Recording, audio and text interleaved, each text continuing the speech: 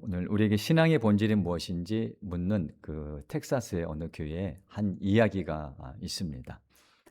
미국 어느 교회 앞마당에서 이 유전이 발견되면서 교회에 큰 문제가 생겼습니다. 이 천문학적인 가치가 재산이 생긴 거 아니에요? 그래서 이걸 어떻게 처분할지가 문제가 됐던 거예요. 그래서 교인들이 모여서 회의를 했다고 합니다. 어떤 결론이 났냐면 이것은 교회 앞마당에서 유전이 발견된 거니까 교인들의 공동 재산이다. 이렇게 결론이 났고 그렇게 모든 교인이 그렇게 하기로 합의를 본 겁니다. 자, 근데 문제는 뭐냐면 그때부터 세신자를 받지 않기로 한 거예요. 자, 세신자를 받으면 어떻게 됩니까? 자기들이 받을 몫이 줄어들겠죠. 자, 유전이 발견되자는 되기 전에는 그렇게 열심히 전도했는데 유전이 발견되고 나니까 이제 자신들의 몫이 줄어들까 봐 전도를 하지 말자는 거예요. 지난주에 아마 예레미야서를 말씀드리면서 이 강도의 소굴이라는 말씀을 드린 것 같은데 이 하나님의 구원의 방주가 되어야 할 교회가 물질이 들어오니까 강도의 소굴이 되고 말았습니다. 자, 이렇게 한번 생각해 볼까요? 이 교회에 어린아이들만 있었으면 어떻게 됐을까요? 이 어른들과 같은 결론이 났을까요? 아마 그러지 않았을 것 같아요. 아이들은 이것을 우리가 어떻게 더 많은 친구들에게 나눌 수 있을까? 그런 고민을 하면서 직접 그렇게 했을 것 같습니다. 오늘 우리 장로님께서 또 기도해 주신 것처럼 특별히 오늘 어린이 주일인데 이런 순수한 이 어린 아이의 믿음을 회복할 수 있는 저와 여러분이 되었으면 좋겠습니다. 오늘 본문 말씀은 이 베드로와 요한이 등장하는 것으로 말씀이 시작됩니다. 이들이 제9시에 성전에 기도하러 올라갔죠. 자, 누가복음에 보면 예수님이 이제 십자가를 지시기 전에 이 감람산에 기도하러 올라가시는 대목이 있는데 자, 그 부분이 이렇게 기록되어 있습니다. 거기를 보면 예수께서 습관을 따라 감람산에 가시매라고 되어 있습니다. 자, 주님은 그렇게 기도하러 습관을 따라 습관적으로 항상 감람산에 올라가셨음을 알 수 있는 대목이죠. 자, 그런 모습을 제자들이 3년 동안 지켜본 겁니다. 항상 습관을 쫓아서 기도하셨던 주님의 모습을 본 그들이 이제 그들도 예수님이 지금 육신적으로는 그들 곁에 계시지 않지만 이들도 습관을 따라 성전에 기도하러 올라갔던 겁니다. 그래서 주님의 이 기도의 본은 오늘날 우리도 반드시 따라할 신앙의 자세입니다. 우리가 육신이 살기 위해서는 어떻게 해야 되죠? 호흡을 해야 되죠. 기도는 영적인 호흡이라고 합니다. 그러니 우리 영과 육기 살기 위해서는 항상 예수님처럼 습관을 따라 기도해야 된다는 것을 또 믿으시고 주님을 본받아 갈 수 있기를 축원합니다. 자, 이 베드로와 요한이 그렇게 이제 성전에 기도하러 올라갔는데 이 성전 앞에 어떤 사람하고 마주칩니다. 본문 2절에 보니까 이 사람이 어떤 사람이냐면 이 나면서부터 걷지 못했다고 해요. 그렇게 표현하고 있죠. 자, 그런데 먹고 살기 위해서는 뭐 어떤 일이라도 해야 되는데 다리가 불편하니까 차마 그것이 쉽지 않습니다. 그래서 가족들이나 또는 친구들이 그렇게 성전 앞에 데려다 주면 거기서 구걸하는 것으로 힘들게 하루하루를 살아갔던 그런 사람이었습니다.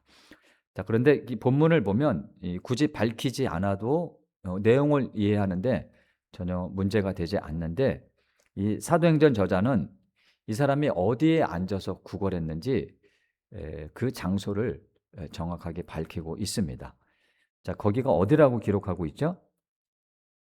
어디에 앉아 있을 때요, 이 사람이? 음. 미문이죠. 미문. 미문이라는 곳에 미문은 말 그대로 아름다운 문이라는 뜻입니다. 그 유대 역사가 중에 요세푸스라는 사람이 있는데 이 사람에 의하면 이 성전 미문을 고린도 건축 양식으로 아주 아름답게 지었다고 해요. 그래서 미문이라고 불려졌는데 자 그렇게 아름답게 지어진 문 앞에 다리가 불편한 구거라는 한 사람이 있었습니다. 자, 이 사람의 이야기는 사도행전 4장까지 이어져요. 사도행전 4장 끝부분에 가면 이 사람의 나이가 나옵니다. 자, 몇 살인지 한번 우리 같이 확인해 볼까요? 사도행전 4장 22절을 보세요. 22절 읽어볼까요? 이 사람 나이가 몇 살인지 같이 읽어봅니다. 시작. 이 표적으로 병 나은 사람은 40여 세나 되었더라. 40여 세. 40여 세. 뭐 40세일 수도 있고 뭐 40 한둘일 수도 있겠죠. 예. 자, 40년 동안 장애를 안고 살면서 하루도 빠짐없이 성전 미문에서 구걸했던 사람입니다. 자, 그런데 이 본문에 미문이라는 단어가 2번 나와요. 2절에 한 번 나오죠. 그리고 10절에 또 한 번 나옵니다. 자, 미문이라는 단어를 굳이 밝히지 않아도 본문을 이해하는데 그렇게 어렵지 않은데 왜 사도행전 저자는 이 단어를 2번이나 사용했을까?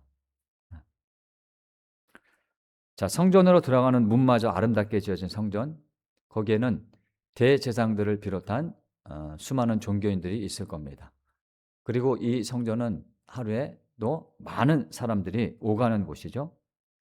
자, 화려하게 지어진 그런 성전, 그리고 많은 사람이 오가는 그곳에서 구걸하는 것으로 힘들게 살아가는 자에게 관심을 갖는 사람이 단 한 사람도 없습니다.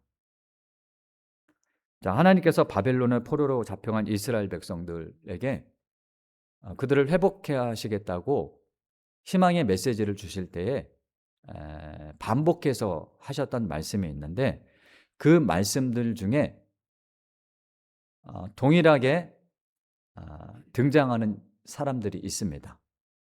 내가 이런 사람들을 회복할 거야. 그들을 회복시켜 줄 거야 라고 하신 말씀인데 자, 똑같은 상황에 놓인 사람들이 반복되는데요. 먼저 예레미야 31장 8절에 이런 말씀이 있습니다. 자, 어떤 대상들이 반복되는지 한번 찾아보세요. 보라, 나는 그들을 북쪽 땅에서 인도하여 땅 끝에서부터 모으리라. 그들 중에는 맹인과 다리 저는 사람과 잉태한 여인과 해산하는 여인이 함께 있으며 큰 무리를 이루어 이곳으로 돌아오리라 라고 말씀하셨고요. 자, 미가서에는 또 이런 말씀이 있습니다. 여호와께서 말씀하시되 그 날에는 내가 저는 자를 모으며 쫓겨난 자와 내가 환난 받게 한 자를 모아 발을 저는 자는 남은 백성이 되게 하며. 자, 이들을 회복하신다는 말씀이죠. 자, 스바냐서에도 비슷한 말씀이 있습니다. 그때 내가 너를 괴롭게 하는 자를 다 벌하고 저는 자를 구원하며 쫓겨난 자를 모으며 온 세상에서 수욕받는 자에게 칭찬과 명성을 얻게 하리라. 자, 이스라엘 백성을 회복시키겠다고 말씀하시면서 계속 반복하셨던 말씀이 뭐냐면 그 대상이 누구냐면 다리 저는 사람, 즉 다리가 불편한 사람을 하나님께서 회복하시겠다는 말씀이었어요. 자, 그러면 오늘 본문에 나와 있는 이 40년 동안 걷지 못한 사람을 회복하기를 원하시는 분이 바로 누구다? 하나님이시라는 것을 우리는 알 수 있다는 겁니다. 자, 그런데 보십시오. 아름답게 지어진 성전에 드나드는 종교 지도자들과 백성들 중에 어느 한 사람도요, 이 사람에 관심을 갖는 사람이 없다는 거예요. 지난주에 말씀드렸던 것처럼 이스라엘 백성의 손에 피가 가득하고 그들이 성전을 강도의 소굴로 만들었던 이유는 자신들의 그 편안한 그 삶만을 생각했지 소외된 이웃들을 돌보지 않았기 때문에 강도의 소굴로 만들었다고 했습니다. 자, 사도행전 저자가 바로 이 성전 미문이라는 단어를 통해서 이런 현실을 고발하고 싶었던 것 같습니다. 자, 지금까지 날 때부터 걷지 못한 이 사람에게 가까이 다가가거나 말을 걸어온 사람이 없었습니다. 왜냐하면 그 당시 유대 사회에서는요, 이 몸에 질병이 있거나 장애가 있으면 이 하나님께 죄를 져서 벌을 받은 결과라고 그렇게 믿었고요.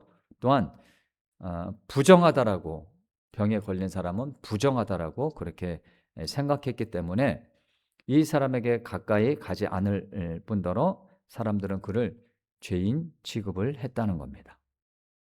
자, 그런데 베드로가 뭐라고 말하냐면 우리를 보라고 말을 하죠. 자, 그래서 이 사람이 쳐다봅니다. 왜냐하면 아, 자신에게 도움을 줄 것 같으니까. 구걸하는 사람이잖아요. 그러니까 이 사람이 나에게 물질적으로 도움을 주겠구나 라는 그런 마음으로 아마 쳐다봤을 것 같아요. 뭐 당연한 거죠. 자, 그런데 베드로가 뭐라고 말합니까? 자, 당신이 원하는 것, 은과 금은 내게 있다 없다? 없다라고 얘기를 해요. 뭐 쉽게 말해서 나는 너에게 줄 돈이 없다 이렇게 말한 거예요.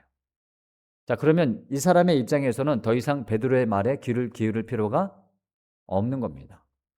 자기가 원하는 것을 얻을 수가 없으니까.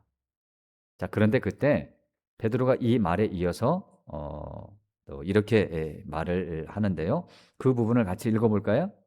우리 3장 6절인데 베드로가 이르되 은과 금은 내게 없거니와 그 뒷부분부터 같이 읽어보겠습니다. 시작. 내게 있는 이것을 내게 주노니 나사렛 예수 그리스도의 이름으로 일어나 걸으라 라고 말했던 겁니다. 자, 베드로가 그에게 주고 싶은 것이 있었습니다. 은과 금은 없지만 그에게 주고 싶었던 게 뭐냐면 예수 그리스도의 이름, 바로 예수 그리스도의 이름의 능력을 그에게 주고 싶었던 겁니다. 그래서 그리고 선포를 하죠. 나사렛 예수 그리스도의 이름으로 일어나 걸어라 라고 선포를 합니다. 자, 그리고 그 사람의 어디를 잡죠?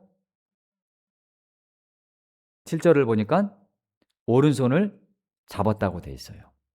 자, 우리는 이 대목을 그냥 뭐 성경을 읽으면서 당연히 뭐 손을 잡아서 일으켰겠지라고 생각할 수도 있겠지만 조금 전에 말씀드렸던 것처럼 이런 그 병에 걸린 사람들은 또 장애가 있는 사람들은 그 당시 사람들이 부정하게 생각을 했어요.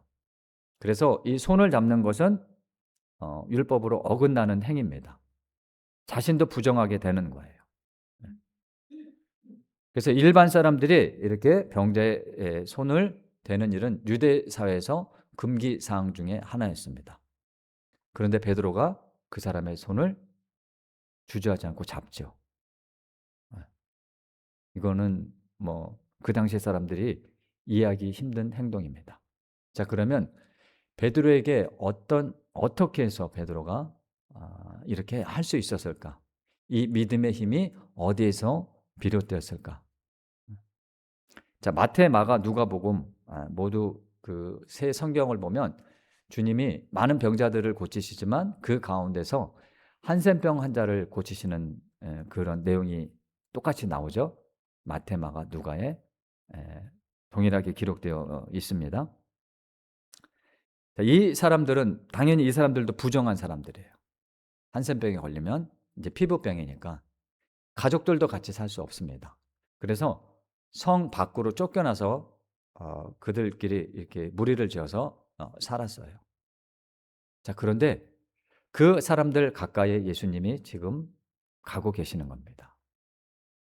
자, 누가 제일 먼저 깜짝 놀랐을까요? 옆에 있던 제자들이 깜짝 놀랐죠. 자, 그런데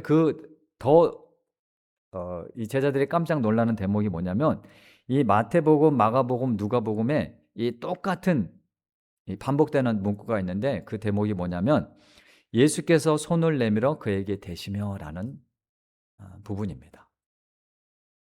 한센병 환자에게 예수께서 손을 내밀어 그에게 대셨다는 거예요. 있을 수 없는 일입니다. 그 당시 사람들에게는. 보십시오. 그때는 의학이 발달하지도 않았겠죠? 그러면 이 한센병 환자야 가까이 하거나 내가 그 사람의 몸에 손을 대면 그때 당시 사람들은 자신도 옮을 거라고 그렇게 믿었던 시대예요. 근데 주님이 주저하지 않고 그들의 몸에 손을 대셨다는 겁니다. 자, 누가 이 장면을 봤을까요? 제자들이 봤겠죠. 당연히 베드로도 봤을 겁니다. 오늘 본문에 나오는 요한도 봤을 겁니다. 예수님의 그 모습을 보고 이 베드로가 이 사람의 손을 댈 때 아마 그때 예수님께서 하셨던 그 장면이 떠올랐을지도 모르겠어요. 주님이 보여주셨던 그 삶이 힘이 되어서 베드로도 주저하지 않고 이 사람의 손을 잡을 수 있었던 겁니다. 자, 거기에서 이제 능력이 나오는 거죠. 자, 그래서 이 사람이 손을 잡아서 일으키니까 기적 같은 일이 일어나죠. 이 일이 일어납니다. 40년 동안 움직일 수 없었던 발과 발목에 오늘 본문 7절을 보니까 힘이 들어갔다라고 되어 있어요. 힘이 들어갔다. 자, 자신의 그 발과 발목에 힘이 들어오는 것이 느껴진 거죠. 자, 그러더니 자신의 힘으로 일어나고 또 어떻게 합니까? 일어나서 8절에 보니까 걷고 또 뛰기도 했다고 되어 있어요. 40년 동안 걷지 못했던 자가 뭐 일어서서요, 걷기도 하고 뛰기도 했다는 겁니다. 우리 8절 한번 같이 읽어보겠습니다. 8절 시작. 뛰어 서서 걸으며 그들과 함께 성전으로 들어가면서 걷기도 하고 뛰기도 하며 하나님을 찬송하니라고 되어 있죠. 자, 이 8절에서 서서라는 단어를 한번 주목해서 보세요. 서다. 이제 앉아 있던 자가 일어서게 된 거죠. 서다. 이 단어가 원어로 이제 히스템이라는 단어예요. 히스템이. 예. 이 40년 동안 앉아 있었던 사람이 서게 된 겁니다. 자, 이 사람에게 사용된 이 서다라는 단어, 이 히스템이라는 단어가 자, 예수님께 일어났던 일들 중에 어떤 상황에서 이 단어가 사용됐는지 한번 찾아볼게요. 네. 우리 사도행전 2장 24절을 한번 봅시다. 24절. 24절 볼게요. 자, 이 사람이 서서라고 되어 있죠. 그 단어가 예수님의 상황에서 어떤 상황에서 쓰였는지 그 단어를 찾아보는 거예요. 2장이죠. 24절을 같이 읽어보겠습니다. 사도행전 2장 24절 시작. 하나님께서 그를 사망의 고통에서 풀어 살리셨으니 이는 그가 사망에 매어 있을 수 없었음이라 라고 되어 있고 32절도 한번 볼게요. 32절. 2장 32절도 같이 읽어봅니다. 시작. 이 예수를 하나님이 살리신지라 우리가 다 이 일의 증인이도다. 자, 두 구절에서 똑같은 단어, 반복된 단어가 어떤 단어죠?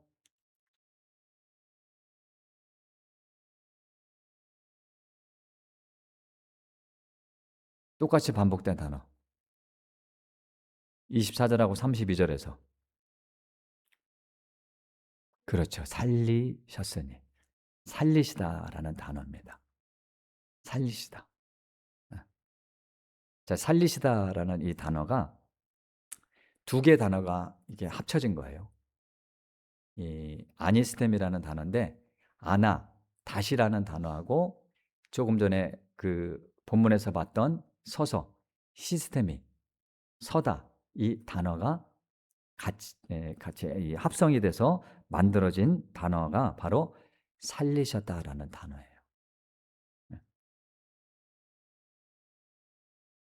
자, 예수님의 부활은 하나님께서 죽은 자 가운데서 다시 어떻게 하신 겁니까? 일으켜 세우신 거죠. 일으켜 세우다라는 단어가 예수님의 부활을 표현할 때 사용된 거예요. 자, 그러면 보십시오. 이 40년 동안 걷지 못한 자는 어떻습니까? 그 자신이 어떻게 생각했을까요? 뭐 살아 있으나 내가 뭐 죽은 거나 다름없는 인생을 살고 있어. 아마 이런 좌절을 했을지도 몰라요. 평생 자신의 힘으로 살 수 없어서 남에게 구걸을 해야 살아갈 수밖에 없는 그 현실, 얼마나 힘들었겠습니까? 자, 그런데 이제 그가 일어설 수 있게 된 것이요. 다시 살아나게 된 것이고 새 인생을 살 수 있게 된 겁니다. 하나님께서 예수님을 죽은 자 가운데서 다시 이렇게 세우신 것처럼 이 40년 동안 걷지 못한 이 사람을 다시 일으켜 세우신 거예요. 다시 살아나게 하신 겁니다. 이사야서 35장에 보면 이런 말씀이 있어요. 그때 맹인의 눈이 밝을 것이며 못 듣는 사람의 귀가 열릴 것이며 그때 저는 자는 사슴같이 뛸 것이며 말 못하는 자의 혀는 노래하리라. 여기서 말하는 그때는 메시아를 통해 새롭게 창조될 하나님 나라, 그 하나님 나라가 임하는 때를 말하는 겁니다. 예수님께서 이런 세상을 만들기를 원하신다는 거예요. 앞을 보지 못하는 자들이 앞을 보고 듣지 못하는 자들이 듣고 또 다리가 불편한 사람들이 사슴과 같이 뛰고 말 못하는 사람들이 하나님을 찬양하고 이사야에서 예언된 말씀이요. 오늘 본문 날 때부터 걷지 못했던 40년 동안 걷지 못했던 자에게 일어나는 것을 우리가 성경을 통해서 목격하고 있습니다. 예루살렘 성전에는 은과 금이 가득할지 모르지만 이 한 사람에게 구걸하는 이 사람에게 관심을 갖는 사람이 없었습니다. 하지만 베드로에게 은과 금은 없지만 그에게는 예수 그리스도의 이름 또 예수 그리스도의 능력, 권능이 있었습니다. 이 사람이 40년 동안 그 자리에 있으면서 원했던 것은 은과 금 같은 물질이었을지 모릅니다. 하지만 하나님은 그가 원했던 물질을 주신 것이 아니라 그에게 필요한 것을 주셨습니다.